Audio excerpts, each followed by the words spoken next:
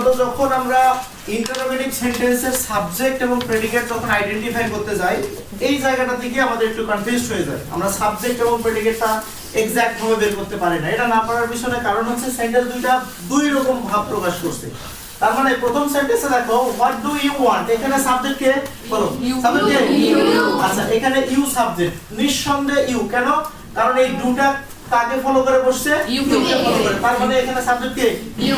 তাহলে এটা যদি সাবজেক্ট হয় তাহলে এটা হচ্ছে কি প্রেডিকেট। বুঝতে পারছো মানে এটা কি প্রেডিকেট, এটা কি প্রেডিকেট। বুঝতে পারছো মানে পরের সেন্টেন্সে আসো। পরের সেন্টেন্সের সাবজেক্ট তোমরা যারা ইউ দিছো, পরের সেন্টেন্সের সাবজেক্ট তোমরা যারা ইউ দিছো, এটা ভুল।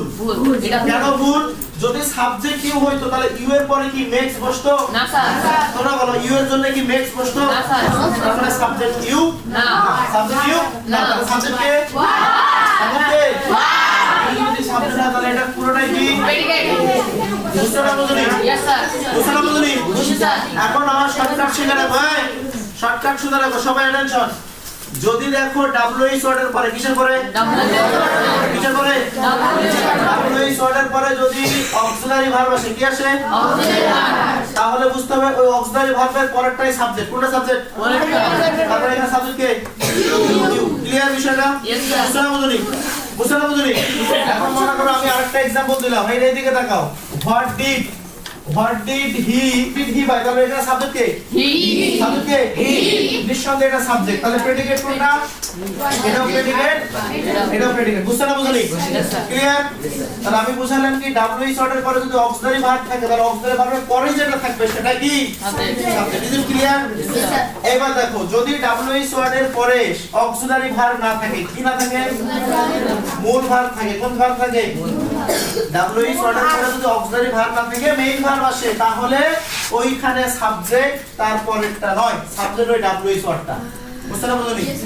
তাহলে শর্টকাটটা মনে থাকবে। ডব্লিউএইচ ওয়ার্ডের পরে যদি অক্সিলারি ভার্ব থাকে তাহলে ওই অক্সিলারি ভার্বের পরেরটাই সাবজেক্ট, আর ডব্লিউএইচ ওয়ার্ডের পরে যদি মেইন ভার্ব থাকে তাহলে ওই ডব্লিউএইচ ওয়ার্ডটাই সাবজেক্ট। ক্লিয়ার? আর শর্টকাট বুঝাবো। যদি দেখো দুইটা ভার্ব আছে, কয়টা? দুইটা। কয়টা? দুইটা। আর দুইটা ভার্বের মাঝখানে একটা সাবজেক্ট। Yes sir. বুঝতে না বুঝলি?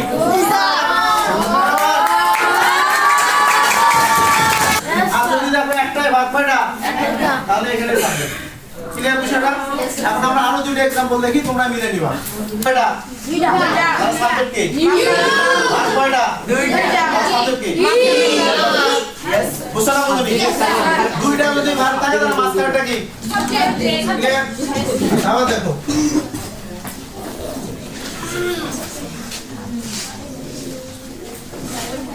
what happens, তার সাবজেক্ট কি what। ক্লিয়ার বিষয়টা? বুঝতে না বুঝলি? তারপরে ডব্লিউএইচ ওয়ার্ডের পরে যদি একটা ওয়ার্ড থাকে, মানে একটা ভার্ব থাকে, ডব্লিউএইচ ওয়ার্ডের পরে যদি একটা ভার্ব থাকে, মানে মেইন ভার্ব থাকে, অক্সিলারি ভার্ব নেই, তাহলে ওই ডব্লিউএইচ ওয়ার্ডটাই সাবজেক্ট। বুঝছো তো নাকি? মাথায় থাকবে?